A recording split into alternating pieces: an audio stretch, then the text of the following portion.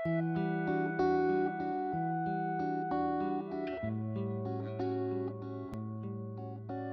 saudara yang terkasih, senang bisa menyapa kita semua dengan firman Tuhan yang diambil dari Matius 3 ayat 12. Alat penampi sudah di tangannya. Ia akan membersihkan tempat pengirikannya dan mengumpulkan gandumnya ke dalam lumbung. Tetapi debu jerami itu akan dibakarnya dalam api yang tidak terpadamkan. Saudaraku, penampian adalah suatu cara yang telah digunakan berabad-abad untuk memisahkan gandum dari yang bukan gandum, seperti batu, debu, sekam, dan lain-lain. Di Indonesia, alat yang digunakan secara tradisional adalah tampah.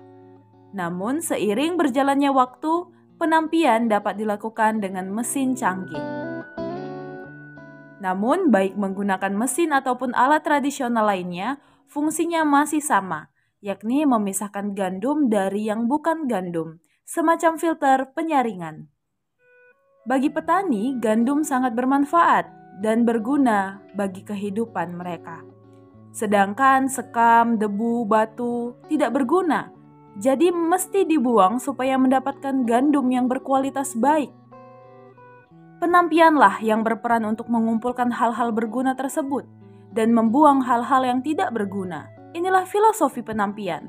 Penampian mengajarkan kita untuk menyadari apa yang berguna dan tidak berguna dalam diri kita. Di Indonesia, filosofi ini dikenal dengan filosofi tampah atau falsafah tampah. Bacaan kita kali ini menunjukkan hal yang serupa, bahwa akan datang Dia yang membawa alat penampi untuk mengumpulkan gandum dan membuang sekam. Ayat ini bukan hanya bicara tentang pemisahan gandum dan sekam, namun juga berbicara tentang seberapa bergunanya kita dalam hidup. Dalam kegiatan penampian, kita melihat gambaran tentang pertobatan itu sendiri, di mana kita diajak untuk menyadari hal-hal yang berguna dalam hidup kita dan membuang hal-hal yang tidak berguna.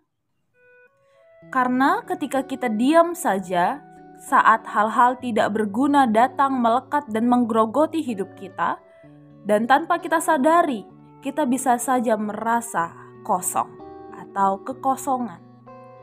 Bahkan tak jarang kekosongan itu membuat banyak manusia sangat sulit merasakan kehadiran Tuhan dalam hidup mereka.